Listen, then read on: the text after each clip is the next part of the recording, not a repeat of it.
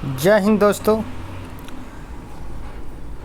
अभी तक हम लोगों ने कुल 100 क्वेश्चन को हल किया था। आज के सेशन में हम लोग 101 नंबर के क्वेश्चन से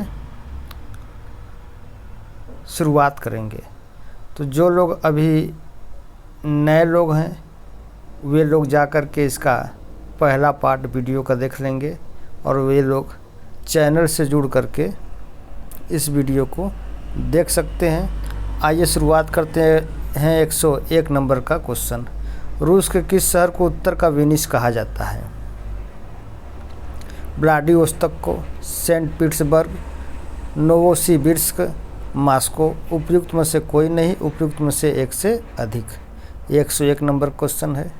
तो इसका जो सही आंसर है वो है आपका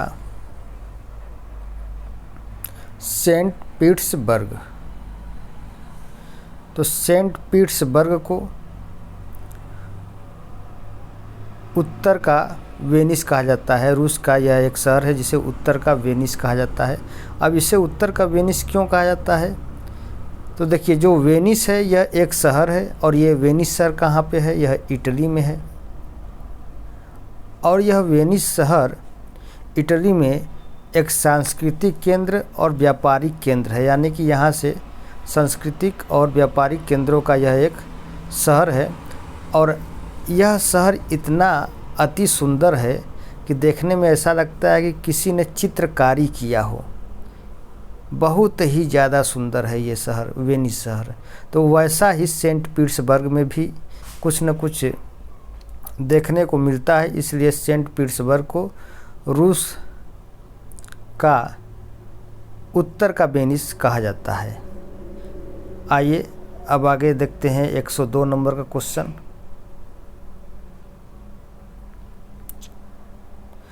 अड्डू प्रवाल द्वीप किस महासागर में स्थित है? अटलांटिक महासागर, आर्कटिक महासागर, भारतीय महासागर, पैसिफिक महासागर। उपयुक्त में से एक से अधिक या इनमें से कोई नहीं। तो इसका जो सही आंसर है, जो अड्डू प्रवाल द्वीप है, यह हिंद महासागर में स्थित है। तो राइट ऑप्शन सी हो जाएगा। यहाँ पे देखिए, अड्डू प्रवाल द्वीप एटाल भारतीय हिंद महासागर में स्थित है। यह मालदीव का दक्षिणतम एटाल है। 103 नंबर क्वेश्चन देखते हैं। 103 नंबर का क्वेश्चन, निम्नलिखित में से कौन सा जोड़ा बेमेल है? मसाई मध्य पूर्वी अफ्रीका, सकाई मलेशिया, बैडोइन या इसी को हम बद्दू कहते हैं अरब, किर्गिज मध्य एशिया। उपयुक्त में से कोई नहीं, उपयुक्त में से एक से अधिक। तो इसका जो सही आंसर है उपयुक्त में से कोई नहीं, यानी कि ई वाला ऑप्शन सही हो जाएगा। मसाई आपका पूर्वी अफ्रीका में, सकाई मलेशिया में, बद्दू अरब में, किर्गिज मध्य एशिया में पाए जाते हैं। तो ये सभी जोड़ा सम्मिलित है, इनमें से कोई भी जो है कि असम्मिलित नहीं है। यहाँ पे देखिए दिया हुआ है कि मसाई जनजाति के लोग पूर्वी अफ्रीका के केनिया, उत्तरी तंजानिया और युगांडा के पठारी प्रदेशों में रहते हैं। सकाई मलय प्रायद्वीप एवं इंडोनेशिया में पाए जाते हैं। किर्गिज मध्य एशिया में पाए जाते हैं। बद्दू जनजाति अरब प्रायद्वीप एवं अरब मरुस्थलीय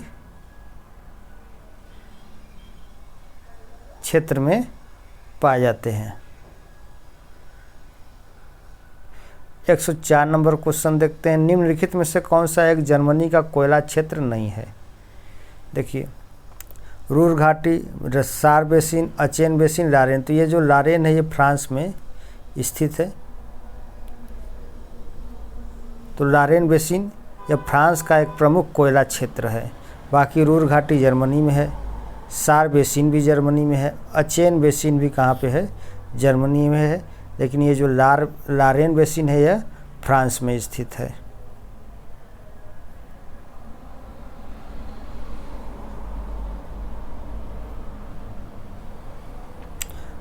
आगे देखते हैं 105 नंबर क्वेश्चन। सागरी लवणता का मुख्य स्रोत क्या है? नदियाँ, भूमि, पवन, ज्वालामुखी। तो सागरी लवणता का जो मुख्य स्रोत है वो भूमि है। भूमियों से ही सागरों में लवणता प्राप्त होता है, जबकि नदियाँ सागरी लवणता को, यानी कि नदियाँ जो है कि सागरों में लवणता को पहुँचाने का एक मुख्य स्रोत होती हैं।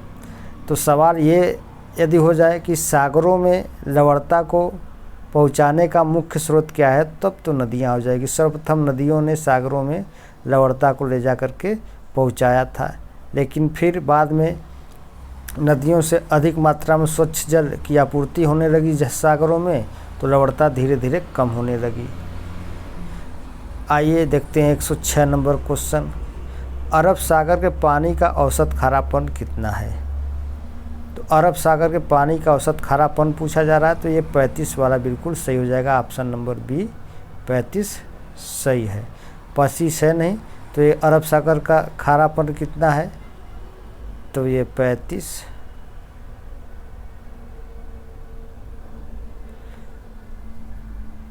ग्राम प्रति हजार, यानी कि अरब सागर के 1 लीटर पानी को ले लीजिए, 1000 ग्राम पानी को, उसको खौला दीजिए, खौला दीजिए, खौला दीजिए, भाप बनकर पूरा पानी उड़ जाएगा। तब लास्ट में देखेंगे कि 35 ग्राम कुछ ठोस रूप में कोई मात्रा बचेगी, वहीं जो ठोस रूप में मात्रा है वहीं उसकी लवणता कहलाएगी। अब आगे देखते हैं कि निम्न सागरों में किसमें औसत लवणता सर्वाधिक है? काला सागर में, पीला सागर में, भूमध्य सागर, मृत सागर में। तो ये जो मृत सागर है इसकी लवणता इन चारों में सर्वाधिक है, जबकि सर्वाधिक लवणता वाला जो सागर है वो तुर्की में है। इसे लेक वान झील के नाम से जाना जाता है। कौन सा झील? लेक वान झील। इसकी लवणता कितनी है? तो इसकी लवणता 330 है, 330 प्रति 1000 ग्राम। लेकवान झील की लवणता सर्वाधिक 330 है, ये तुर्की में है। फिर इसके बाद जो सर्वाधिक लवणता है वो मृत सागर की है। तो मृत सागर कितना है? 238 है। और फिर इसके बाद जो यूएसए में ग्रेट साल्ट लेक है, इसकी लवणता 220 है। यहाँ पर देखिए सब कुछ लिखा हुआ है, चाहे तो आप लोग यहाँ से भी पढ़ सकते हैं। अब आगे देखते हैं कि सारगैसो सागर एक हिस्सा है। तो सारगैसो क्या है? यह एक ऐसा सागर है जो चारों तरफ जल से घिरा हुआ है ना। तो ये उत्तरी अटलांटिक महासागर में स्थित है, और इस सारगैसो सागर में एक सारगैसम नामक जड़ विहीन घासें बहुत अधिक मात्रा में पाई जाती हैं। तो उसी घास के नाम पर इस सागर का नाम रख दिया गया सारगैसो सागर। तो इसका सही आंसर क्या हो जाएगा? उत्तरी अटलांटिक महासागर का। अब आगे बढ़ते हैं। दक्षिण अमेरिका की सबसे बड़ी नदी कौन सी है? दक्षिण अमेरिका की सबसे बड़ी नदी पूछ रहा है, तो ये अमेजन यहाँ की सबसे बड़ी नदी है। यहाँ तक कि अमेजन विश्व की सबसे बड़ी नदियों में भी एक है, और यह किस मामले में है? तो अपवाद क्षेत्र के मामले में है। किस मामले में है? तो अपवाद क्षेत्र में विश्व की सबसे बड़ी नदी कौन सी है? अमेजन है। जबकि विश्व की सबसे लंबी नदी पूछा जाए तो कौन सा हो जाएगा? नील नदी हो जाएगा। जो कहाँ पर है ये आपका है अफ्रीका महाद्वीप में है। आइए 110 नंबर क्वेश्चन देखते हैं हम लोग।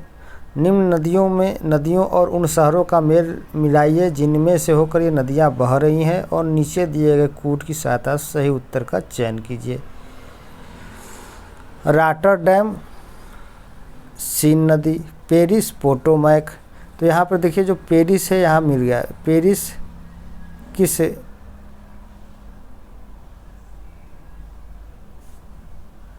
पेरिस शहर जो है वो सीन नदी के तट पर स्थित है। तो ये आपका हो गया, एक मिल गया बी का पहला। आगे देखते हैं। पेरिस सीन हो गया, और जो आपका ये रॉटरडैम दिया, ये रॉटरडैम राइन नदी है। बुडापेस्ट डेन्यूब और वाशिंगटन पोटोमैक, यहाँ पर व्याख्या दिया हुआ है। रॉटरडैम किस नदी किनारे है? राइन नदी किनारे। र से रॉटरडैम, र से राइन, ऐसे याद करिए। पेरिस में स है, सीन में स है तो पेरिस सीन। बुडापेस्ट में जो है कि ड है, डेन्यूब में ड है, Budapest Danube, Budapest Danube. Washington Potomac, Washington Potomac. आगे बढ़ते हैं 111 नंबर क्वेश्चन। हिंद महासागर और लाल सागर को कौन सी जल संधि जोड़ती है?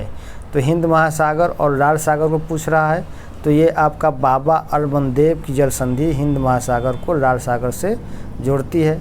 मलक्का जल संधि किसको जोड़ती है? तो मलक्का जल संधि चीन सागर को अंडमान सागर से जोड़ देती है। और हारमुज की जल संधि ये फारस की खाड़ी को ओमान की खाड़ी से जोड़ देती है। और बास्फोरस की खाड़ी, अरे बास्फोरस जल संधि किसको जोड़ती है? ये बोस्फोरस लिखा है लेकिन ये बास्फोरस होता है। तो बास्फोरस जो जल संधि है वह काला सागर को मरमरा सागर से जोड़ देती है। आगे बढ़ते हैं, सुमेलित कीजिए। अधिक गर्म चिली, अधिक ठंडा चेरापूंजी, अत्यधिक वर्षा अंटार्कटिका, अत्यधिक सूखा सहारा। इसको सुमेलित करना है। कैसे सुमेलित करेंगे? तो जो सबसे अत्यधिक गर्म है वो क्या है आपका? सहारा। अत्यधिक ठंडा क्या है? अंटार्कटिका। अत्यधिक वर्षा कहाँ होती है? चेरापूंजी में। अत्यधिक सूखा कौन सा है? चिली में आटाकामा मरुस्थल। तो ये इसका मिलान हो गया। तो एक है चौथा, ए में चौथा कहाँ दिया है? बी वाले में दिया हुआ है। बी का तीसरा, सी का दूसरा और डी का पहला। आइए आगे बढ़ते हैं। किस मिट्टी में केशिका या कैपिलरी सबसे अधिक प्रभावशाली होती है? चिकनी मिट्टी में, पांसु मिट्टी में, बलुई मिट्टी में, लोम मिट्टी में। तो चिकनी मिट्टी में केशिका सर्वाधिक प्रभावी होती है। अगला है 114 नंबर क्वेश्चन। विश्व में सबसे अधिक कोयला उत्पादन करने वाला देश कौन सा है? तो इन चारों में जो चीन है ये विश्व में सर्वाधिक कोयले का उत्पादन करने वाला देश है।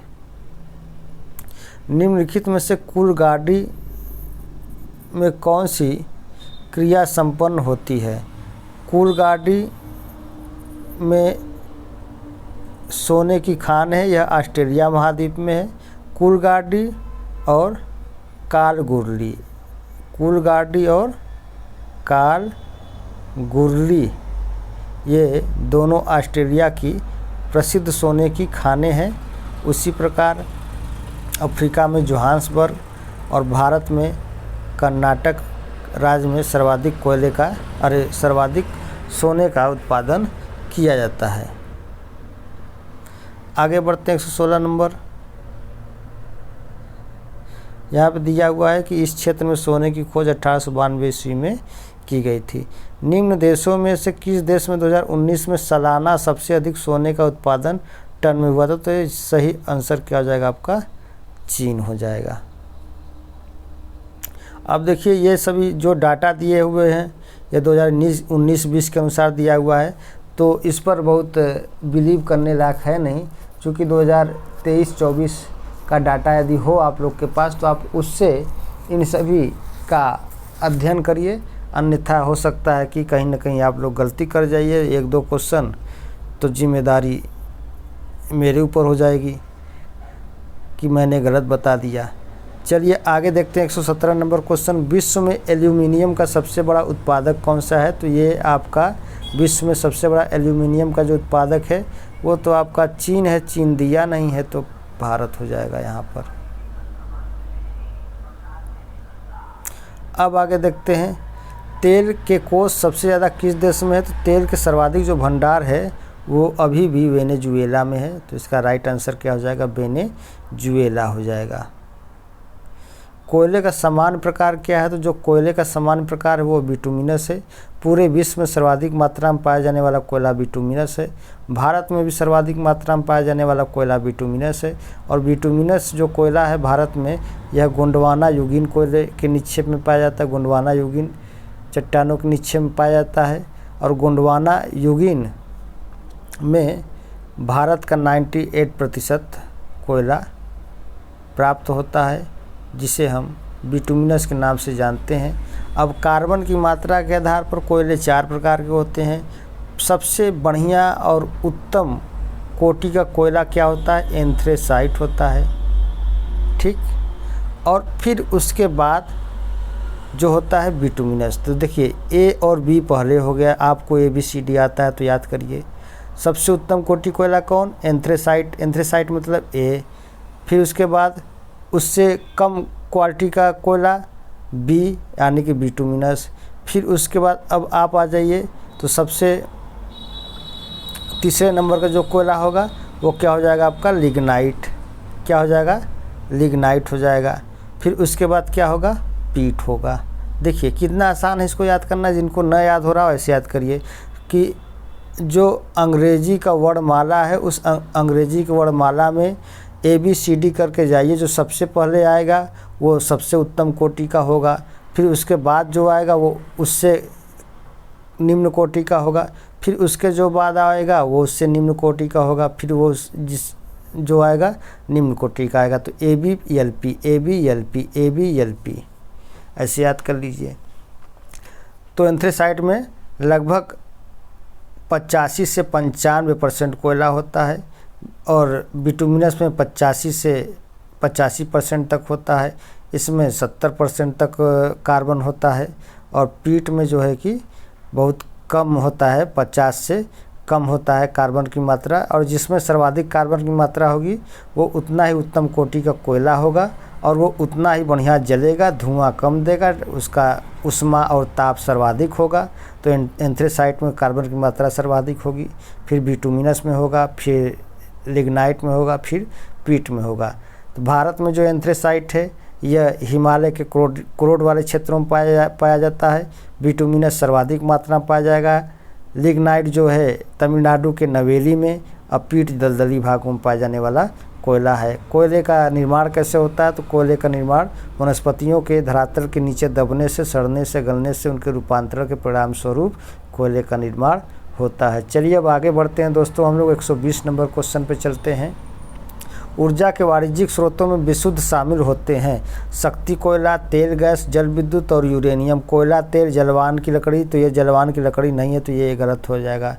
शक्ति कोयला, प्राणीमल, यहाँ प्राणीमल नहीं होगा, गलत है। कोयला, गैस, तेल और जलावन की लकड़ी, ये भी गलत हो गया। तो ये सही आंसर क्या हो जाएगा? शक्ति, कोयला, तेल, गैस, जल विद्युत और यूरेनियम हो जाएगा। 121 नंबर का क्वेश्चन देखते हैं अब हम लोग।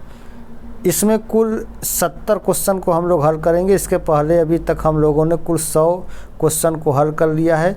यह बिहार शिक्षक भर्ती, साथ ही साथ सामान्य ज्ञान और अन्य प्रतियोगी परीक्षाओं की दृष्टि से भूगोल के अति महत्वपूर्ण प्रश्न के रूप में होंगे। और चूँकि मैं इसमें कुछ न कुछ अतिरिक्त मटेरियल भी दे रहा हूँ, व्याख्या भी कर दे रहा हूँ, आप लोग सुन लीजिए या कहीं नोट कर लीजिए। आइए देखते हैं 121 नंबर क्वेश्चन हम लोग फटाफट। निम्न में से कौन सा शहर धातु के व्यापार का सबसे बड़ा केंद्र है? तो धातु के व्यापार का जो सबसे बड़ा केंद्र है वो लंदन है। तो लंदन एक शहर भी है, लंदन एक बंदरगाह भी है और इस बंदरगाह से सर्वाधिक मात्रा में धातुओं का आयात और निर्यात किया जाता है। चलिए आगे बढ़ते हैं। 122 नंबर। साफ रात मेघी रातों की अपेक्षा अधिक ठंडी होती है, तो क्यों होती हैं? तो इसलिए होती है क्योंकि साफ रात में क्या होता है कि बादल नहीं होते हैं, इसमें जलवाष्प की मात्रा नहीं होती है, जिस कारण से पार्थिव विकिरण बहुत तेज़ी से वायुमंडल में जाता है और वायुमंडल से यह अंतरिक्ष में चला जाता है, जिस कारण गर्मी महसूस नहीं होती है और साफ रातें मेघी रातों की अपेक्षा ठंडी हो जाती हैं। तो इसका कारण पूछ रहा, तो कारण क्या है? विकिरण के कारण होता है। और हाँ देखिए, मैं जहाँ पे रहता हूँ यहीं से NH7 हाईवे गुजरा हुआ है और हमेशा शोरगुल होता रहता है। यहाँ से हर समय मोटर वाहन आते जाते रहते हैं, इसलिए थोड़ा सा डिस्टर्बिंग होता है मुझे भी, और थोड़ा सा आप लोग कंप्रोमाइज़ कर लीजिएगा। चलिए अब आगे बढ़ते हैं हम लोग। 123 नंबर क्वेश्चन। मानसून का निवर्तन इंगित होता है साफ आकाश से, बंगाल की खाड़ी में अधिक दाब परिस्थिति से स्थल पर तापमान के बढ़ने से तीनों बिल्कुल सही है। आइए इसको हम लोग देख लेते हैं कि ये हो गया आपका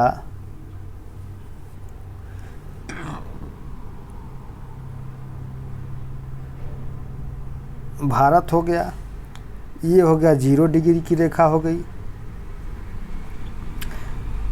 अब ये पूछ रहा है मानसून का निवर्तन इंगित होता है। तो मानसून का निवर्तन का मतलब ये हुआ कि मानसून लौटता हुआ, है ना, जिसको हम उत्तरी पूर्वी मानसून के नाम से भी जानते हैं। तो चढ़ता हुआ मानसून पहले समझ लीजिए कि सबसे पहले जून में यह केरल के तट से टकराता है और वर्षा करता है। फिर इसके बाद ये संपूर्ण भारत में क्या होता है कि दक्षिणी पश्चिमी मानसून, जिसको चढ़ता हुआ मानसून कहते हैं, संपूर्ण भारत में यह 10 सितंबर तक पूरे भारत में यह जो है कि विस्तृत रूप से फैल जाता है। फिर उसके बाद समय आता है 15 सितंबर का।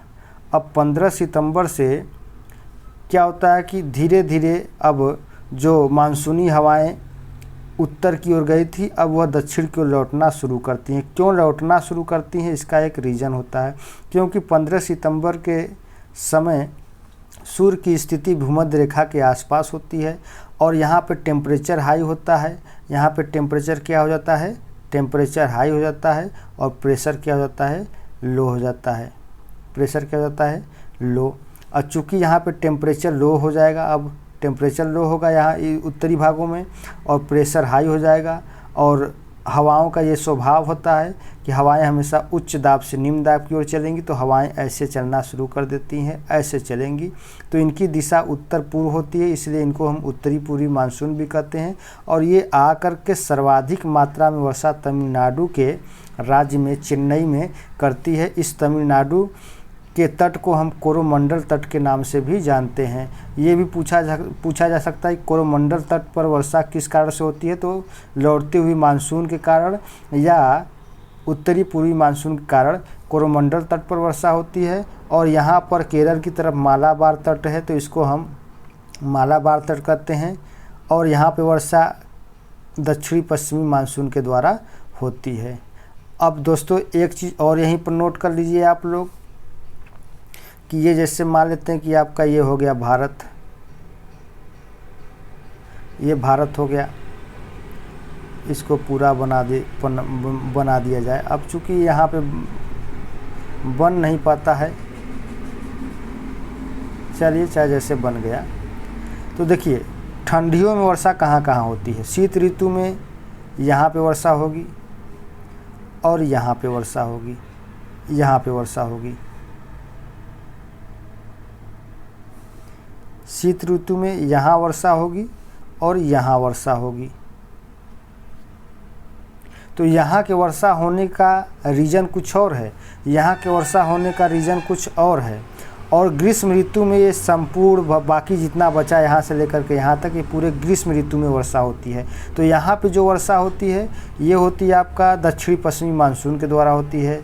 ध्यान से देखिए, दक्षिणी पश्चिमी मानसून के द्वारा यहाँ पे जो वर्षा होती है कोरोमंडल के तट पर, तमिलनाडु के तट पर यहाँ पे जो वर्षा होती है, तो यहाँ पे वर्षा उत्तरी पूर्वी मानसून के द्वारा, जिसको लौटता हुआ मानसून कहते हैं। और यहाँ पे जो वर्षा हो रही है जम्मू कश्मीर या उत्तरी भारत के उत्तरी भागों में यहाँ पे जो वर्षा हो रही है, तो यहाँ पे पश्चिमी विक्षोभ के कारण वर्षा होती है। चलिए अब आगे बढ़ते हैं हम लोग। 124 नंबर का क्वेश्चन देखते हैं। निम्न में से किस युग्म का मिलान सही है? निम्न में से किस युग्म का मिलान सही है? भूमध्य सागरीय क्षेत्र गर्मी की वर्षा, भूमध्य रेखीय क्षेत्र गरज के साथ वर्षा, मध्याह्न में मानसूनी क्षेत्र पूरे साल भारी वर्षा, मरुस्थलीय क्षेत्र जाड़े की वर्षा। तो ये पूछ रहा, क्या पूछा है इसमें कि युग्म का सही मिलान सही है, तो ये भूमध्य सागरीय ये भूमध्य रेखीय क्षेत्र में गरज के साथ दोपहर के बाद वर्षा होती है, तो यही बिल्कुल इसका सही है। इसके अलावा इसको मिलान कर सकते हैं आप। तो जो भूमध्य रेखीय क्षेत्र है ये गरज के साथ वर्षा करती है। अब भूमध्य सागरीय क्षेत्रों में जाड़े में वर्षा होती है, तो ये जाड़े में वर्षा होगी। अब मानसूनी क्षेत्रों में, तो मानसूनी क्षेत्रों में ये गर्मियों में वर्षा होती है।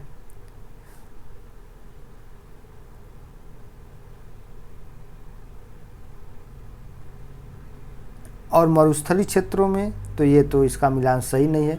अब ये पूरे साल जो भारी वर्षा होती है ये भी विशेषता किसकी, भूमध्यरेखीय क्षेत्रों की है, लेकिन इसके साथ साथ क्या है कि यहाँ पर गरज के साथ दोपहर के बाद वर्षा होती है, और वो वर्षा कैसी होती है, संवहनी रूप में होती है। किस रूप में होती है, संवहनी रूप में होती है वर्षा।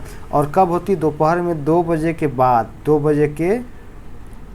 बजे के बाद वर्षा होती है, और ये वर्ष भर प्रत्येक दिन होता है। गरज के साथ खूब बिजली चमकेगी, खूब घनघोर वर्षा होगा, संवहनी रूप में वर्षा होगा, एकदम अंधेरा काला घनघोर छा जाएगा। 2 घंटे 1 घंटे वर्षा होगी, खूब घनघोर वर्षा होती है भूमध्यरेखीय क्षेत्रों में। और जब वर्षा होगी तो जाहिर सी बात है वहाँ पर वनस्पतियाँ बहुत अधिक मात्रा में विकसित होंगे। वनस्पतियाँ होंगी तो सर्वाधिक मात्रा में उसमें जीव पाए जाएंगे, और जीवों की प्रजातियाँ भी बहुत अधिक विकसित होंगी, तो इसलिए वहाँ पर जैविक विविधता भी अधिक मिलेगी। तो अमेजन बेसिन में जैविक विविधता सर्वाधिक पाई जाती है। और अमेजन बेसिन को पृथ्वी का फेफड़ा भी कहते हैं, क्योंकि अमेजन बेसिन में विश्व की सर्वाधिक वनस्पतियां पाई जाती हैं, और वे वनस्पतियां क्या करती हैं कि ऑक्सीजन को बहुत ज़्यादा रिलीज करती हैं, इसलिए उसको हम पृथ्वी का फेफड़ा भी कहते हैं। आगे बढ़ते हैं, 125 नंबर क्वेश्चन देखते हैं। निम्न में से किस क्षेत्र में भूमध्य सागरीय जलवायु प्रचलित नहीं है? तो इनमें से किस क्षेत्र में भूमध्य सागरीय जलवायु प्रचलित नहीं है? तो मध्य चिली में है, ऑस्ट्रेलिया के एडिलेड में है, केप टाउन में है, ये दक्षिणी अफ्रीका में। लेकिन पंपास ये कहाँ पे है? ये पंपास भूमध्यरेखीय प्रदेश का क्षेत्र है, जो कि यह उष्ण घास का मैदान है। और यह पंपास कहाँ पाया जाता है? तो अर्जेंटीना में पाया जाता है, और यह दक्षिण अमेरिका का यह एक अर्जेंटीना देश है, उस अर्जेंटीना में पंपास पाया जाता है। तो ये आपका ए, सी और बी सही है, लेकिन बी यही प्रचलित इसमें भूमध्य सागरीय जलवायु, यानी जिसको CS प्रकार की जलवायु कहते हैं। इसकी विशेषता क्या है कि जाड़े में वर्षा होगी, दूसरी जाड़े में वर्षा होगी, फिर उसके बाद यहाँ पे रसदार या रसीलेदार फल होंगे। इसमें नींबू है, संतरा है, अंगूर है, अंजीर है, और खट्टेदार फल होते हैं। आगे बढ़ते हैं, 126 नंबर का क्वेश्चन देखते हैं। अफ्रीका की मूलभूत जनजाति पिग्मी किस नदी घाटी में पाई जाती है? तो जो पिग्मी है तो कांगो बेसिन में पाई जाती है, और बुशमैन कालाहारी में पाए जाते हैं। तो पिग्मी मुख्य रूप से कांगो में पाई जाने वाली यह एक जनजाति है। और पिग्मी के घर को क्या कहते हैं? तो पिग्मी के घर को मोंगुलस कहते हैं। इसके अलावा और भी जान लीजिए कि एस्किमो है। क्या है? एस्किमो है। तो एस्किमो के घर को क्या कहते हैं? खिरगिज के घर को क्या कहते हैं? तो एस्किमो के घर को हम लोग किस नाम से जानते हैं? इग्लू। इग्लू क्या होता है? बर्फ़ का बना एक घर होता है, जो एस्किमो जनजाति लोग बनाते हैं। खिरगिज के घर को क्या कहते हैं? तो खिरगिज के घर को यूर्त कहा जाता है। क्या कहा जाता है? यूर्त कहा जाता है।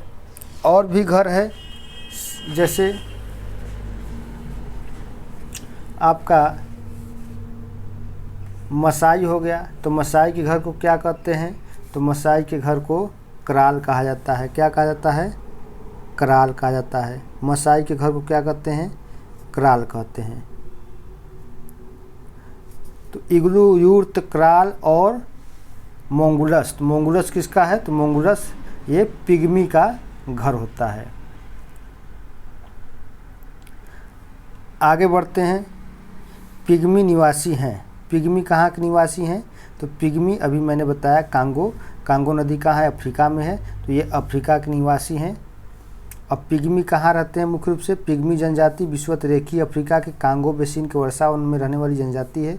यह मुख्यतः शिकारी एवं ग्राहक जनजाति है। पिग्मी जनजाति का निवास पेड़ों पर बनाई गई झोपड़ियों में होता है। देखिए, ये पेड़ों पर बनाई गई झोपड़ियों में होता है, जिन्हें हम मोंगुलस कहते हैं। ये जो मोंगुलस होता है, यह पिग्मी के द्वारा बनाया गया एक घर होता है। ये लोग पेड़ों पर बनाते हैं। पेड़ों पर ही क्यों बनाते हैं? क्योंकि सर्वाधिक मात्रा में वर्षा होती है, और वर्षा काल क्या होता है कि नीचे का जो ज़मीन होता है हमेशा वो जल प्लावित रहता है, जल से भरा होता है, इसलिए ये लोग पेड़ों पर ही घर बनाते रहते हैं। इसके अलावा कुछ कविता के माध्यम से भी हम लोग समझ सकते हैं जनजातियों के रहन सहन, उनके स्थान क्षेत्रों को। जैसे एस्किमो चुकची लैप समोयत भी टुंड्रा के वासी हैं। बुशमैन रहे कालाहारी में, अब बद्दू अरब निवासी हैं। तो एस्किमो चुकची लैप समोयत भी टुंड्रा के वासी हैं, यानी कि एस्किमो चुकची लैप समोयत ये कहाँ के वासी हैं? ये टुंड्रा में निवास करते हैं, ठंडे प्रदेशों में रहने वाले ये जनजातियाँ होती हैं। अब फिर उसके बाद बुशमैन रहे कालाहारी में, अब बद्दू अरब निवासी है, यानी कि बुशमैन कालाहारी में रहता है, बद्दू कहाँ? अरब में रहता है। अब उसके बाद देखिए दूसरा कविता भी हो सकता है कि अरब मरुस्थल में रहते उसके ही मूल निवासी हैं, वे बद्दू कहलाते हैं जो बने हुए चलवासी हैं।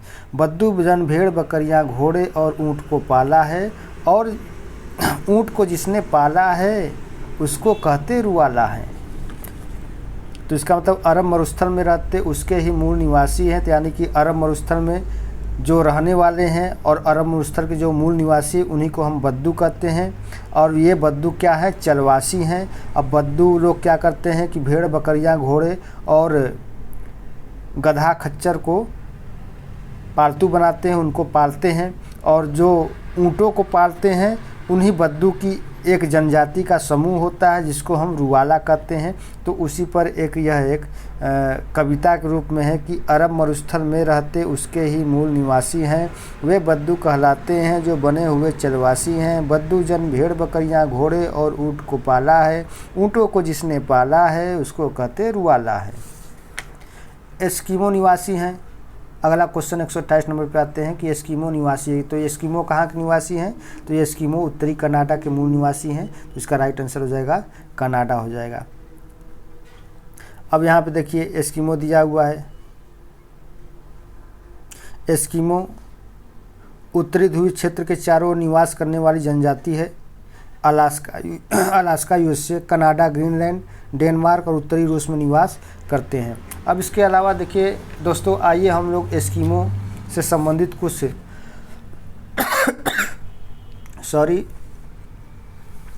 चीज़ों पर डिस्कस कर लेते हैं। हो सकता है परीक्षा की दृष्टि से महत्वपूर्ण हो जाए। तो देखिए सबसे पहले तो आप लोग ये जान लीजिए कि एस्किमो जो है, एस्किमो को घर क्या कहलाता है? तो इग्लू कहलाता है। एस्किमो को घर क्या होता है? इग्लू होता है। तो ये जो इग्लू है ये बर्फ़ का बना हुआ एक घर होता है। अब इसके बाद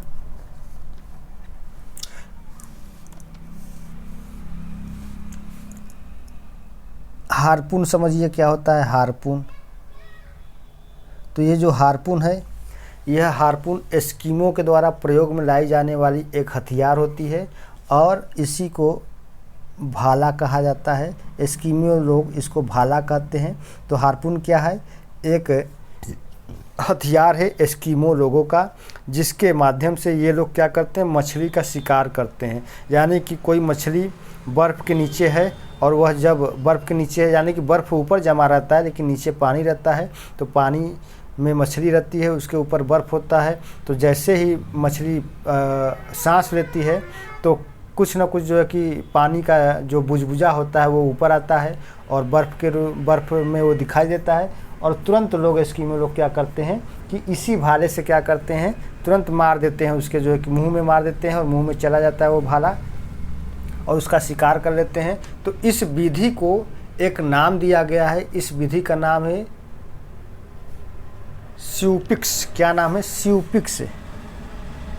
मैं लिख दे रहा हूँ स्यूपिक्स। स्यूपिक्स। तो स्यूपिक्स भी पूछा जा सकता है कि स्यूपिक्स क्या है? तो स्यूपिक्स एस्किमो के द्वारा बनाए गए चमड़े के तंबू होते हैं। ये क्या होते हैं? एस्किमो के द्वारा बनाए गए चमड़े के तंबू होते हैं। और हार्पून तो भाला होता है और जो शिकार करने की जो इनकी विधि होती है उसको माऊ पाक कहते हैं। क्या कहते हैं? माऊ पाक कहते हैं। माऊ पाक। तो एस्किमो के द्वारा जो शिकार करने की विधि होती है उसको माऊ पाक कहते हैं। एस्किमो के द्वारा जो शिकार किया जाता है उस हथियार को हार्पून कहते हैं। इग्लू क्या होता है? एस्किमो का घर होता है। स्यूपिक्स क्या होता है? ये चमड़े के बनाए गए एक तंबू होते हैं। फिर उसके बाद एक और शब्द आता है जिसको कहते हैं हम स्लेज। तो स्लेज क्या होती है? एक गाड़ी होती है। स्लेज क्या है? एक गाड़ी है। यहाँ पे हम स्लेज क्या है? तो एस्किमो के द्वारा प्रयोग में लाई जाने वाली एक गाड़ी होती है। एक होता है कयाक। कयाक, तो कयाक क्या है? एस्किमो के नाव होता है। एस्किमो लोग जिस नाव में आते जाते हैं उसी को कयाक कहते हैं। और जबकि एस्किमो के बड़े बड़े नाव, जो बहुत बड़ी बड़ी नाव होती हैं, उसका प्रयोग कब करते हैं? जब बहुत बड़ी मछली का शिकार करते हैं लोग। जैसे मान लेते हैं कि एक बहुत बड़ा जो है कि व्हेल मछली मार दिया इन लोगों ने, तो अब व्हेल मछली ये छोटे नाव में आएगी नहीं, तो उसके लिए बड़ा नाव लेके जाएंगे। और जो बड़ा नाव होता है उस नाव का भी एक नाम होता है। उस नाव को क्या कहते हैं? तो उस नाव को उमियाक कहते हैं। क्या कहते हैं? उमियाक कहते हैं। उमियाक कहा जाता है। उमियाक कहा जाता है। कयाक नाव है, उमियाक बड़ा नाव होता है। ये क्या होता है? बड़ा नाव होता है। देखिए ये सब कुछ एनसीईआरटी में दिया हुआ है, तो इसको आप लोग हल्के मत लीजिएगा। जिस क्वेश्चन पे मैं डिटेल से चर्चा कर दे रहा हूँ, इसका मतलब कहीं ना कहीं वो परीक्षा की दृष्टि से बहुत महत्वपूर्ण हो सकता है। न इस परीक्षा में तो सकता है कि किसी अन्य परीक्षाओं में यह बहुत महत्वपूर्ण हो जाए। इसलिए आप लोग इसको ज़रूर से ज़रूर देखें, इसको नोट कर लें में।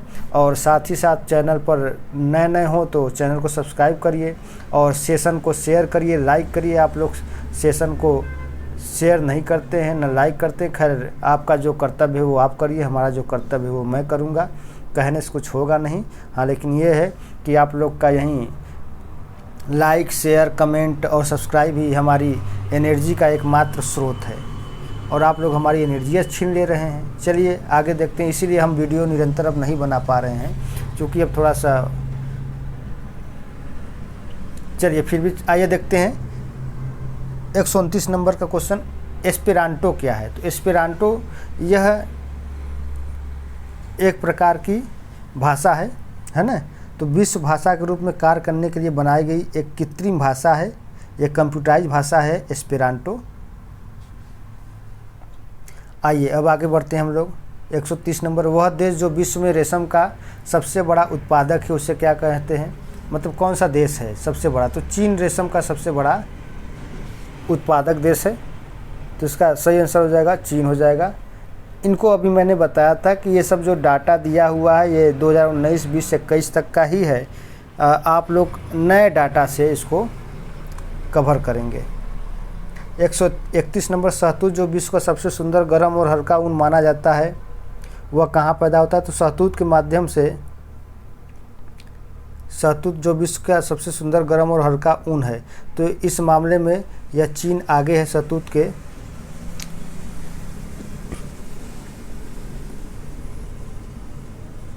विशेष शहतूत जो होता है एक विशेष प्रकार का गर्म ऊनी साल होता है, जो तिब्बती एंटीलोप अथवा चीरू के बालों से तैयार किया जाता है।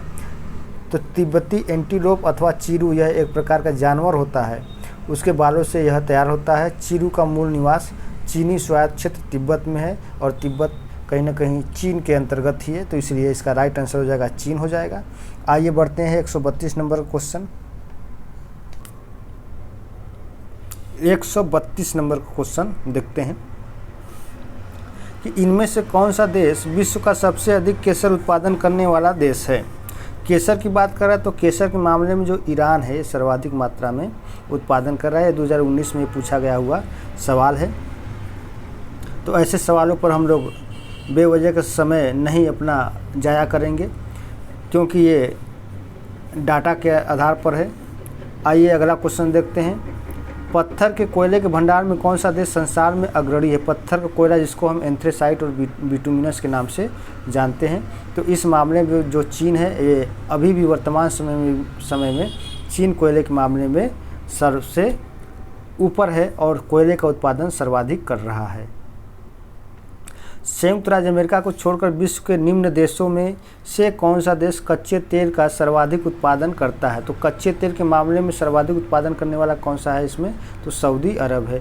इसके अलावा यदि बात किया जाए तो करंट में देखा जाए वर्तमान समय में, तो कच्चे तेल का सर्वाधिक जो भंडार है ये किस देश में है? तो ये वेनेजुएला में है। वेनेजुएला में कच्चे तेल का सर्वाधिक भंडार पाया जाता है। आगे देखते हैं 135 नंबर क्वेश्चन। निम्न में से कौन सा देश विश्व का सबसे अधिक यूरेनियम उत्पादन करने वाला देश है? तो यूरेनियम उत्पादन करने वाला जो सबसे बड़ा देश है वो कजाकिस्तान है, इसके बाद कनाडा है। तो कजाकिस्तान पहले नंबर पर है और कनाडा दूसरे नंबर पर है। आइए आगे देखते हैं 136 नंबर। टीन मिलता है, तो टीन किस में मिलता है? तो टीन प्लेजर निक्षेपों में पाया जाता है। प्लेजर निक्षेपों में यह टीन प्राप्त होता है। विश्व में प्राप्त होने वाली टीन 80% मात्रा प्लेजर निक्षेपों से प्राप्त होती है। ये निक्षेप रिवर बेड्स में पाए जाते हैं। रिवर बेड्स है ना, यानी कि जो नदी की जो तली है, ये नदी की तली है, तो इसी में जो है कि ये निक्षेप प्लेजर के निक्षेप पाए जाते हैं। इंडियन मिनरल्स ईयर बुक 2021 की आंकड़ों के अनुसार टीन उत्पादक देश क्रमशः चीन, इंडोनेशिया, म्यांमार और पेरू है। आगे देखते हैं 137 नंबर क्वेश्चन। मृदा संरक्षण वह प्रक्रम है जिसमें मृदा उर्वर मृदा में परिवर्तित होती है, यानी कि बंध्य मृदा उर्वर मृदा में परिवर्तित होती है, तो ये नहीं होगा। मृदा वातित होती है, ये भी नहीं होगा।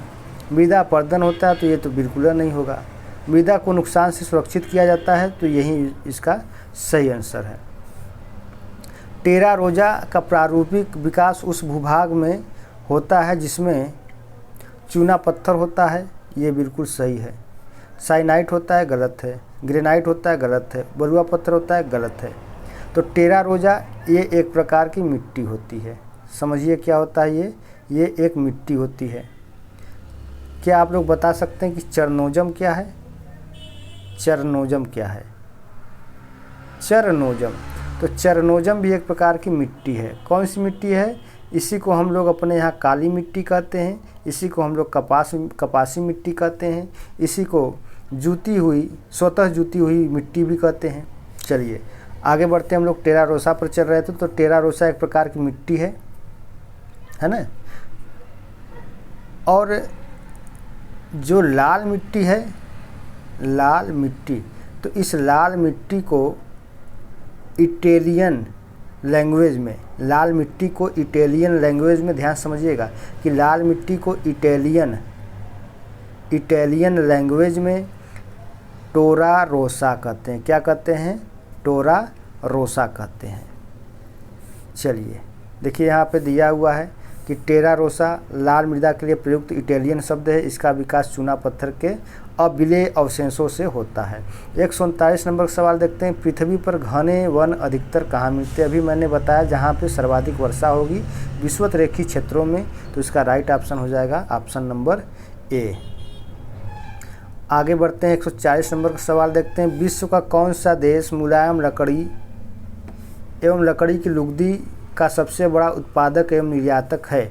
तो इसमें जो आपका कनाडा है, तो कनाडा में सर्वाधिक मात्रा में मुलायम लकड़ी पाए जाते हैं। इसी को हम लोग शंकुधारी वन कहते हैं। ध्यान समझिएगा, शंकुधारी वन कहते हैं।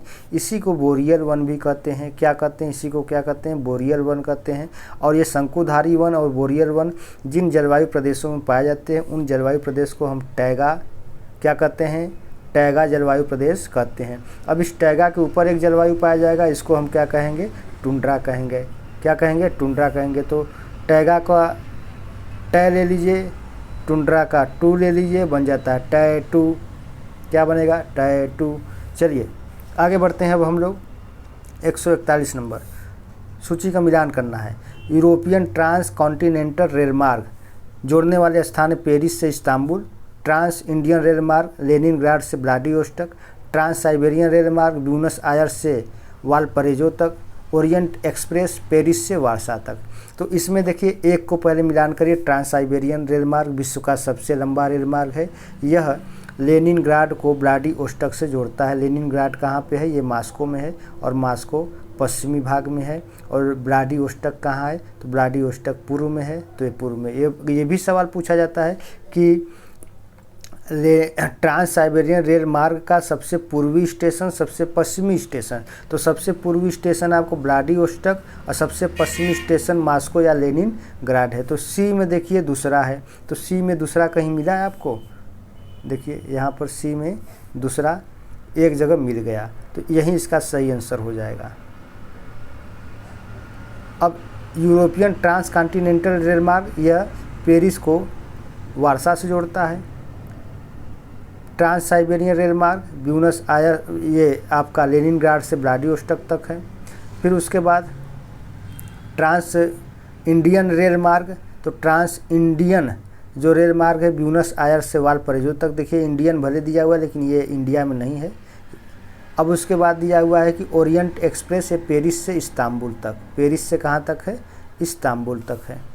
आइए इसकी व्याख्या भी कहीं ना कहीं दिया हुआ है। देखिए यूरोपियन ट्रांस कॉन्टिनेंटल रेल मार्ग पेरिस फ्रांस से वारसा के पोलैंड तक है। ट्रांस इंडियन रेल मार्ग ब्यूनस आयर्स से वालपरेजो तक है। ट्रांस साइबेरियन रेल मार्ग सेंट पीटर्सबर्ग, लेनिनग्राड अथवा मॉस्को से व्लादिवोस्टोक। ट्रांस साइबेरियन रेल मार्ग विश्व का सबसे लंबा रेल मार्ग है जो 9300 किलोमीटर लंबा है। ओरिएंट एक्सप्रेस पेरिस के फ्रांस से इस्तांबुल के तुर्की तक है। 142 नंबर क्वेश्चन देखते हैं। निम्न में से कौन एक पत्तन नगर नहीं है? तो टोक्यो देखिए पत्तन नगर है, न्यूयॉर्क भी है, लेकिन कैनबरा जो है ये आपका कैनबरा ऑस्ट्रेलिया की राजधानी है। यह एक प्रशासनिक नगर है लेकिन बंदरगाह नगर नहीं है। लंदन तो यह एक प्रशासनिक नगर भी है, साथ ही साथ यह इंग्लैंड की राजधानी है और यह एक बंदरगाह है। और अभी मैंने बताया कि जो लंदन बंदरगाह है यहाँ से धातुओं का सर्वाधिक मात्रा में आयात और निर्यात किया जाता है। 143 नंबर क्वेश्चन देखते हैं हम लोग कि निम्न में से कौन सा विश्व का कहवा पत्तन के नाम से जाना जाता है? तो साओ पोलो विश्व के कहवा पत्तन के नाम से विख्यात है और यह ब्राज़ील में है।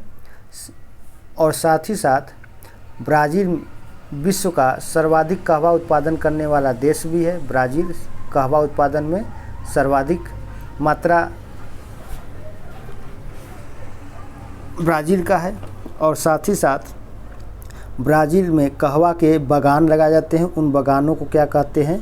तो उन बागानों को देखिए फेजेंडा कहते हैं। क्या कहते हैं? फेजेंडा कहा जाता है। चलिए अब आगे बढ़ते हैं। पर्यावरण किसका बनता है? तो ये कोई मतलब नहीं है। तो पर्यावरण में दो ही घटक होंगे, जैविक अजैविक दोनों घटक हो जाएंगे आपका। तो जैविक घटक है, भूआकृतिक घटक है, अजैव घटक है, उपयुक्त सभी है। तो जैविक और अजैविक घटक है। तो अजैविक घटक का ही एक भाग होता है भूआकृतिक घटक। तो चलिए इसका राइट आंसर हो जाएगा डी हो जाएगा। चलिए अब आगे बढ़ते हैं हम लोग 142 नंबर क्वेश्चन पे। 145 नंबर क्वेश्चन, जलवायु परिवर्तन पर संयुक्त राष्ट्र संघ का कन्वेंशन ढांचा किससे संबंधित है? तो जलवायु परिवर्तन पर संयुक्त राष्ट्र संघ का जो कन्वेंशन ढांचा है वह ग्रीन हाउस गैसों के उत्सर्जन में कमी को लाने से है। और ग्रीन हाउस गैस में जैसे कि जो वे गैस जो निरंतर ऊष्मा में वृद्धि कर रहे हैं उन्हीं को हम ग्रीन हाउस गैस के नाम से जानते हैं। इसमें कार्बन डाइऑक्साइड, कार्बन मोनोऑक्साइड ये सभी हैं। तो ये जो आपका ग्रीन हाउस है यह किससे संबंधित है? तो ग्रीन हाउस गैस का संबंध जो है कि ऊष्मा बढ़ाने वाले गैसों से है। इसी प्रकार एक प्रोटोकॉल पूछता है कि मॉन्ट्रियल प्रोटोकॉल किससे संबंधित है ना? और क्योटो प्रोटोकॉल किससे संबंधित है? तो क्योटो कहाँ है? जापान में। क से क्योटो याद करिएगा, क्योटो, क से क्योटो और क से कार्बन डाइऑक्साइड। देखिए क से क्योटो, क से कार्बन डाइऑक्साइड। और ये जो मॉन्ट्रियल है, मॉन्ट्रियल, तो ये मॉन्ट्रियल किससे संबंधित है? तो ये मॉन्ट्रियल ओजोन। चलिए अब आगे बढ़ते हैं हम लोग। 146 का मिसिसिपी डेल्टा उदाहरण है। तो मिसिसिपी जो डेल्टा है वह एक अंगुली या पंजानुमा डेल्टा का उदाहरण है मिसिसिपी। और यह मिसिसिपी नदी संयुक्त राज्य अमेरिका की एक सबसे प्रमुख नदी है। चापाकार डेल्टा नील नदी का डेल्टा सर्वप्रमुख उदाहरण है। और साथ ही साथ गंगा और ब्रह्मपुत्र नदी का डेल्टा चापाकार डेल्टा बनाता है। नील नदी भी चापाकार डेल्टा बनाती है। ज्वारनद मुखी डेल्टा में जैसे नर्मदा नदी ये भारत में नर्मदा नदी ज्वारनद मुखी डेल्टा का एक उत्तम उदाहरण है। रुंडित डेल्टा भी एक होता है। आगे बढ़ते हैं। बेंगुरा जलधारा है, तो बेंगुरा जलधारा क्या है, ध्यान समझिएगा कि ये आपका हो गया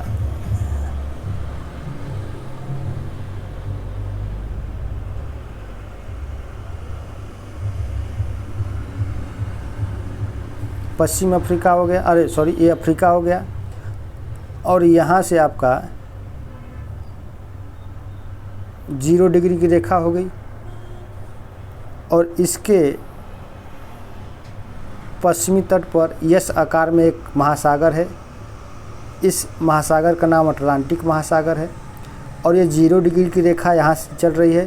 तो इसके ऊपर 0 डिग्री के ऊपर उत्तरी और इसके नीचे दक्षिणी, यानी कि उत्तरी अटलांटिक महासागर, दक्षिणी अटलांटिक महासागर, और यहीं पर गिनी की खाड़ी है, और यहाँ पे एक देश है जिसका नाम घाना देश है।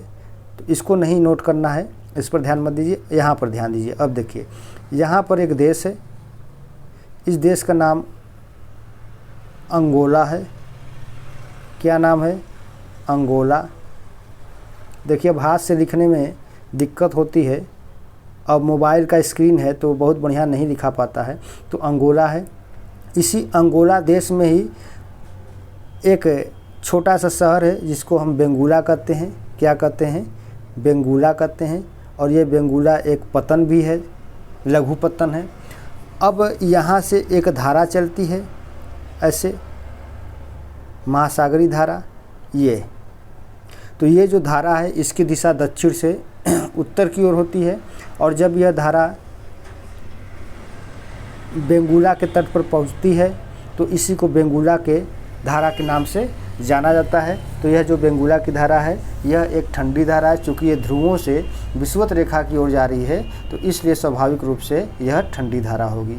तो इसमें अब आप लोग पकड़ सकते हैं कौन सा होगा। अब आप लोग देख लीजिए कि दक्षिण अफ्रीका के पश्चिमी तट पर प्रवाहित होने वाली एक ठंडी जल धारा है। आइए 148 नंबर क्वेश्चन देखते हैं। इनमें से कौन दिखता नहीं है? अरे कौन नहीं दिखेगा भाई? चंदा तो दिखता है, शुक्र ग्रह भी दिखता है, सुबह का तारा, संध्या का तारा, मंगल ग्रह भी दिख जाएगा। राहु केतु जो है ये कोई ग्रह तो है नहीं, ये छोड़िए सवाल ही। आप बिल्कुल सही आंसर हो जाएगा आपका डी। 12मासी नदियों में जल कहाँ से आता है? तो जो 12मासी नदियाँ होती हैं तो बर्फ़ के पिघलने से उनमें जल आएगा। जैसे गंगा नदी, और इधर ब्रह्मपुत्र नदी हो गई, सिंधु नदी हो गया, है ना, ये सब 12मासी नदियाँ हैं। निम्न आदिवासी समुदायों में से कौन सा निग्रिटो प्रजाति का है? तो निग्रिटो में जो आपका ये सेमांग है यह निग्रिटो प्रजाति का है, और जो निग्रिटो प्रजाति है यह विश्व की सबसे प्राचीनतम प्रजातियों में से एक है, और विश्व की सबसे पहली प्रजाति मानो कि ये जो है कि आपका निग्रिटो ही है। आइए अब आगे बढ़ते हैं हम लोग। विश्व में आधे से अधिक कहवा का उत्पादन कहाँ होता है? तो कहवा का उत्पादन सर्वाधिक ब्राज़ील में होता है, और यहाँ पे ब्राज़ील में कहवा के बागानों को फेजेंडा कहते हैं। क्या कहते हैं? फेजेंडा कहते हैं। ये सब ज़रूर आप लोग देख लीजिएगा। यदि आप लोग को बिहार शिक्षक भर्ती परीक्षा का पेपर देना है तो ये NCERT SCERT के किताबों का ही क्वेश्चन है। 152 नंबर का देखते हैं सवाल हम लोग। जापान में औद्योगिक विकास के निम्न कारकों में से कौन सा उत्तरदायी नहीं है? देखिए ऐसे सवालों पर तो जहाँ नहीं है पहले उसको पकड़ के रंग दिया करिए कि नहीं पूछा है ना। तो उच्च स्तर की प्रौद्योगिकी जापान में बहुत अधिक मात्रा में, इसी कारण से जापान अधिक से अधिक औद्योगिक क्षेत्रों में उत्पादन को महत्व देता है। खनिज संसाधनों की बहुलता, हाँ देखिए ये जो खनिज संसाधन है ये जापान में है ही नहीं, ये आयात करके उत्पादन करता है। तो यही वाला सही हो जाएगा, बी वाला। आगे बढ़ते हैं। कुशल श्रम, देखिए ये भी है, कुशल श्रम भी है, और 10 नहीं दक्ष परिवहन प्रणाली होना चाहिए था यहाँ पर, दक्ष परिवहन प्रणाली।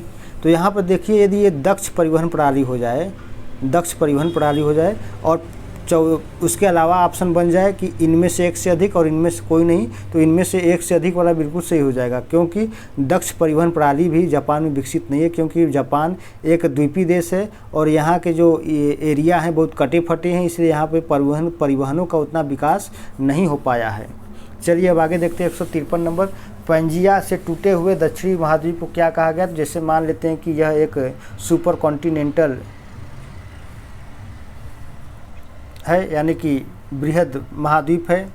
और यह जब टूटा तो टूट करके उत्तर में चला गया, तो इसको लारेंसिया कहा गया। क्या कहा गया? लारेंसिया। दक्षिणी वाले भाग को क्या कहा गया? गोंडवाना कहा गया। अब इस लारेंसिया से कुछ नए नए स्थलों का विकास हुआ, जिसमें आपका उत्तरी एशिया हो गया, फिर उसके बाद आपका यूरोप हो गया, ग्रीनलैंड हो गया, उत्तरी अमेरिका हो गया। इससे आपका क्या बना? ऑस्ट्रेलिया बना, फिर क्या बना? प्रायद्वीपीय भारत बना, फिर क्या बना? अफ्रीका बना, फिर क्या बना? दक्षिणी अमेरिका बना। तो जो ये आपका पूछा है पेंजिया से टूटे हुए दक्षिणी महाद्वीप को क्या कहा गया? तो पेंजिया से टूटे हुए दक्षिणी महाद्वीप को गोंडवाना कहा गया। ये पेंजिया था जो सुपर कॉन्टिनेंट था, इसका नाम रखा गया पेंजिया। और यह तैर रहा था एक जली भाग में, तो इस जली भाग को क्या कहा गया? पैंथालासा कहा गया। यह वेगनर ने इस सिद्धांत की व्याख्या किया था, इसलिए वेगनर के सिद्धांत को महाद्वीपीय प्रवाह का सिद्धांत या कॉन्टिनेंटल ड्रिफ्ट थ्योरी के नाम से जाना जाता है। आगे बढ़ते हैं हम लोग। आर्कटिक क्षेत्र और अंटार्कटिक महाद्वीप किसके निकट स्थित है? तो ये दोनों देखिए, आर्कटिक क्षेत्र को उत्तरी ध्रुव और अंटार्कटिक क्षेत्र को दक्षिणी ध्रुव के नाम से जाना जाता है। तो राइट ऑप्शन सी हो जाएगा। आगे बढ़ते हैं। निम्न में से कौन सा समुद्री जैव विविधता के दृष्टिकोण से दुनिया का सबसे समृद्ध क्षेत्र है? जिसमें ज्वारनद मुख, समुद्र तट, निकटवर्ती पर्यावरण के जंगल, समुद्री घास, प्रवाल, भित्तियाँ, नमक, दलदल और मैंग्रोव के साथ 21 द्वीप शामिल हैं। तो ये कौन सा है? यानी कि सुंदरबन होगा? जी नहीं, सुंदरबन में ज्वारनद मुख नहीं है। दूसरा चीज़, यहाँ पर किसी भी प्रकार का कोई प्रवाल या प्रवाल भित्ति नहीं है, तो ये नहीं होगा। मन्नार की खाड़ी, ये बिल्कुल हो जाएगा। मन्नार की खाड़ी में ज्वारनद मुख, समुद्र तट है, फिर इसके साथ साथ यहाँ पर बहुत अधिक मात्रा में क्या है? प्रवाल, और प्रवाल के जो है कि भित्तियाँ पाई जाती हैं। तो इसका सही आंसर आपका मन्नार की खाड़ी हो जाएगा। नंदा देवी बायोस्फीयर रिजर्व में ऐसा कुछ नहीं है, तो सही ऑप्शन बी हो जाएगा। ये देखिए पूछा हुआ सवाल है कहाँ पे?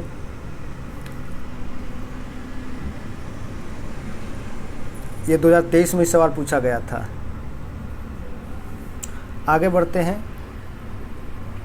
कोपेन के वर्गीकरण की योजना के अनुसार उत्तर प्रदेश और बिहार किस प्रकार की जलवायु प्रदेश में आते हैं? ये भी सवाल 2023 में पूछा गया, बीपीएससी प्री में पूछा गया है। तो CWG, जिसको गंगा के मैदान में पाई जाने वाली, यह भारत की सबसे विस्तृत जलवायु प्रदेश है, जिसको कोपेन ने बांटा था। अब आगे बढ़ते हैं। भारत की क्षेत्रीय सीमा तट से कितने समुद्री मील किलोमीटर तक समुद्र की ओर फैली हुई है? 10 समुद्री मील? जी नहीं। 16 समुद्री मील? ये भी नहीं। 12 समुद्री मील? बिल्कुल सही है। देखिए 12 है, 12 समुद्री मील, 24 समुद्री मील, फिर 200 समुद्री मील, याद कर लीजिएगा।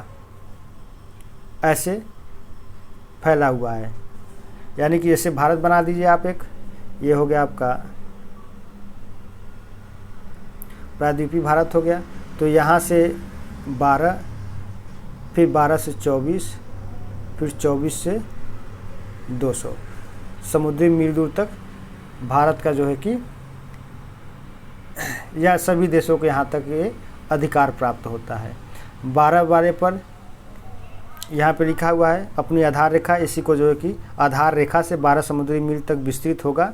देखिए यहाँ पे संयुक्त राष्ट्र समुद्री कानून संधि 1982 अंतर्राष्ट्रीय संधि है, यह भी याद कर लीजिएगा कि 1982 में समुद्री कानून को लाया गया था संयुक्त राष्ट्र संघ के द्वारा, जिसके अनुसार प्रत्येक तटीय देश एक प्रादेशिक समुद्री क्षेत्र का दावा कर सकता है जो समुद्र की ओर अपनी आधार रेखा से 12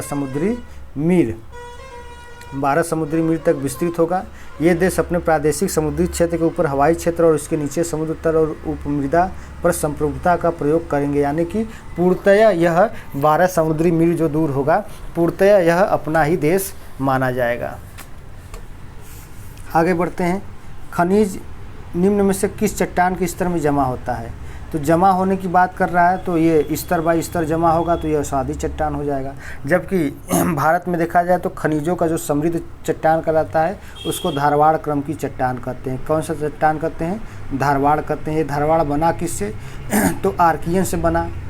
पहले कौन सा बना? आर्कियन बना, फिर धारवाड़, फिर कुड़प्पा। ये क्रम भी आप लोग याद कर लीजिए। आर्कियन से धारवाड़ बना, धारवाड़ से कुड़प्पा बना, कुड़प्पा से गोंडवाना बना, गोंडवाना फिर क्या बना, मैदान का निर्माण हुआ, जो चतुर्थ कल्प में बना। ये चलिए अब आगे बढ़ते हैं, हम लोग 159 नंबर का सवाल देखते हैं।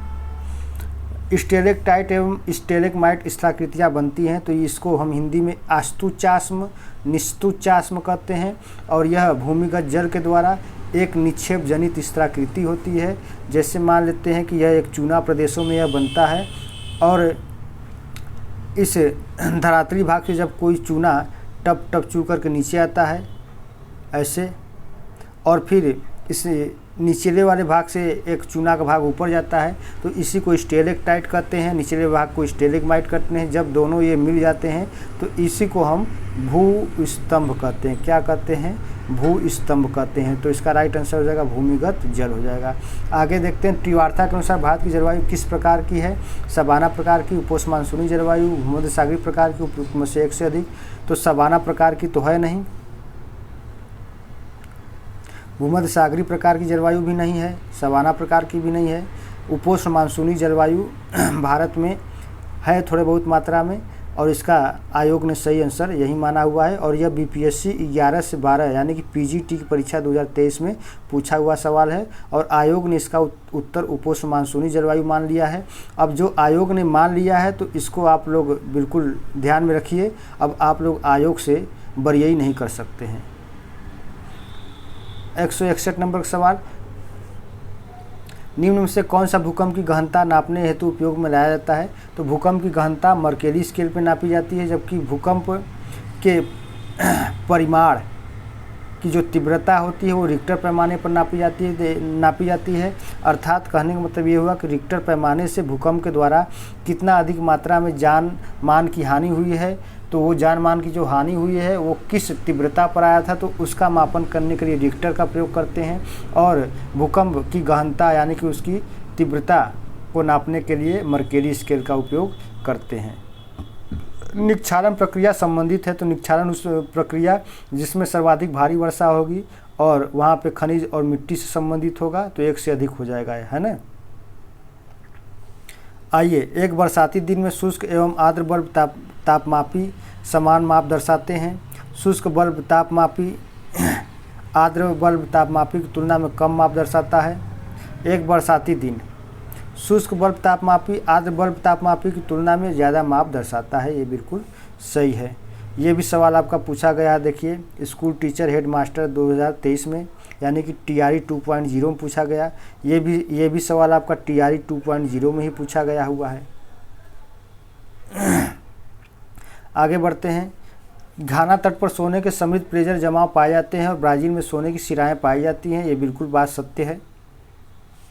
किसी समय महाद्वीप अटलांटिक तट के साथ जुड़े हुए थे, ये भी बिल्कुल बात सत्य है। यानी कि प्लेट टेक्टोनिक सिद्धांत ने यह सिद्ध कर दिया कि अफ्रीका महाद्वीप और दक्षिणी अमेरिका महाद्वीप ये कभी एक साथ जुड़े हुए थे। एक साथ जुड़े होने के कारण यहाँ पर प्लेजर निक्षेप पाए जाते हैं। ये प्लेजर निक्षेप भी क्या है? महाद्वीपों के जुड़ने का एक प्रमाण है। तो ए और आर दोनों सत्य है और आर ए की सही व्याख्या कर देता है।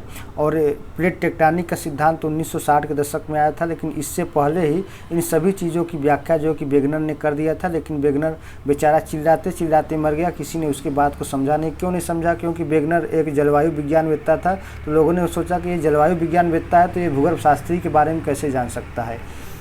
और फिर उसके आगे बहुत सारी चीज़ें थी। विश्व युद्ध का भी समय चल रहा था उस समय, इसलिए उसकी बातों पर उतना विशेष ध्यान लोगों का नहीं गया था। चलिए 165 नंबर का सवाल देखते हैं। एल नीनो धारा कहाँ प्रवाहित होती है? तो एल नीनो की जो धारा होती है वह अभी यहाँ पे एक हम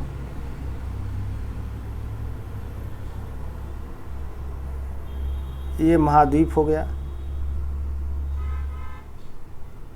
कौन सा महाद्वीप है? दक्षिण अमेरिका महाद्वीप है। तो दक्षिण अमेरिका महाद्वीप के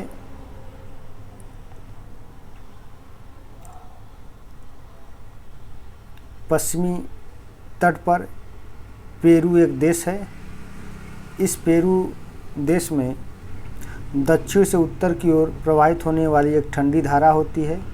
उसी को हम पेरू की धारा या हम्बोल्ट की धारा के नाम से जानते हैं। अब क्या होता है कि ठीक इसके विपरीत एक धारा, इसके ठीक विपरीत और इसके विपरीत स्वभाव वाली एक धारा प्रवाहित होती है उत्तर से दक्षिण की ओर, जिसको हम अल नीनो की धारा के नाम से जानते हैं।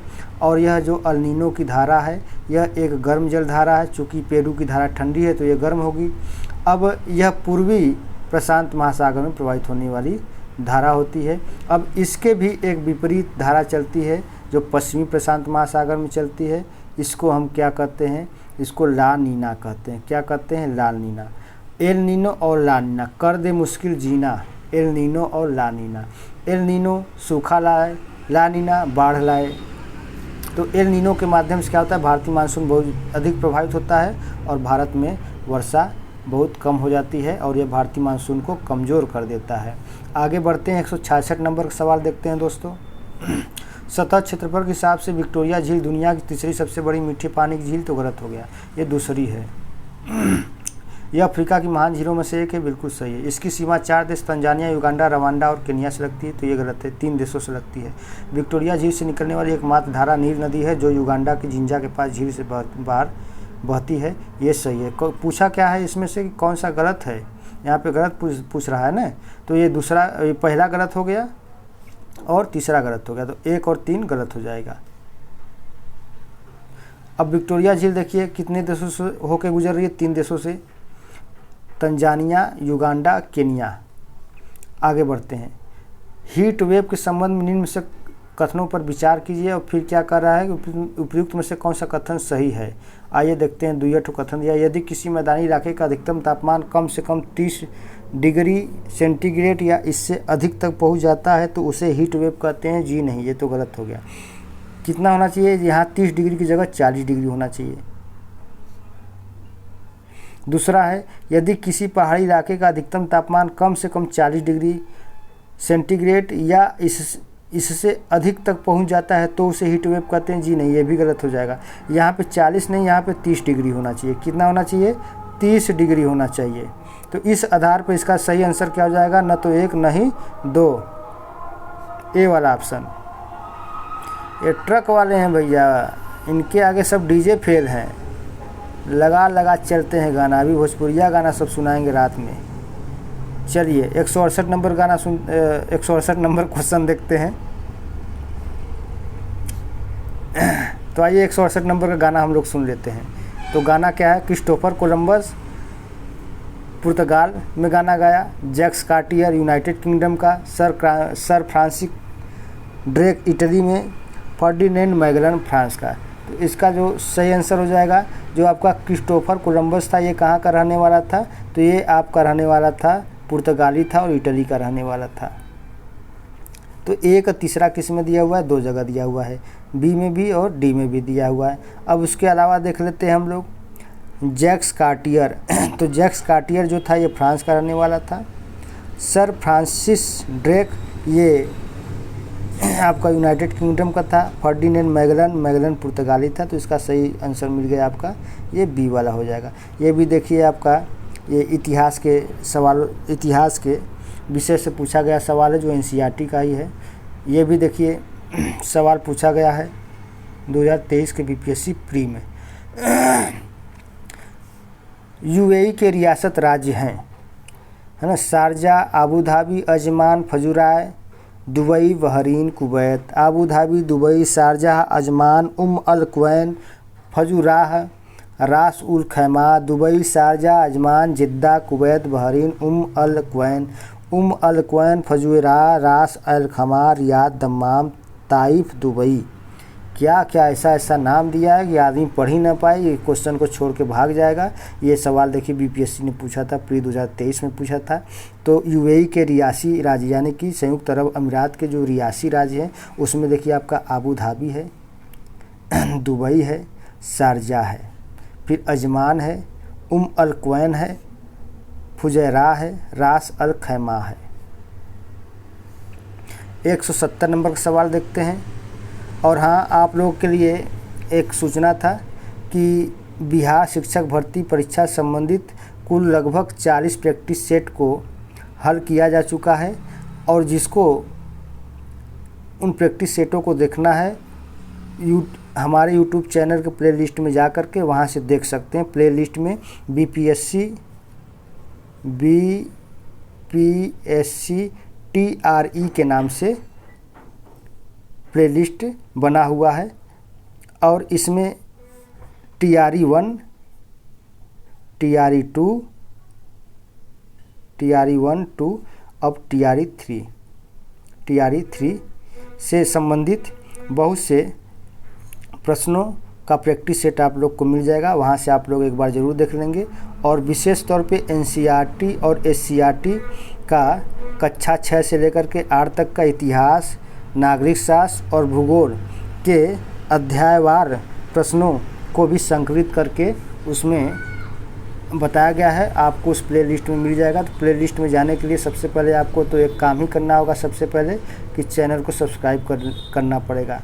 अब बिना चैनल को सब्सक्राइब किए भी पहुंच सकते हैं तो भी चले जाइए, कोई दिक्कत नहीं है। ये आप ही लोग के लिए, आप ही की संपत्ति है, हमारी है ही नहीं। आगे बढ़ते हैं। 170 नंबर का लगातार नई परत जोड़ने वाली प्रक्रिया निम्न में से कौन सी है?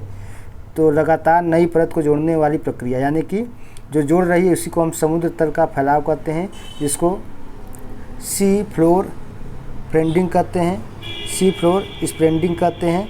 और यह सिद्धांत दिया था हैरी हेस ने दिया था। कब दिया था? हैरी हेस ने दिया था।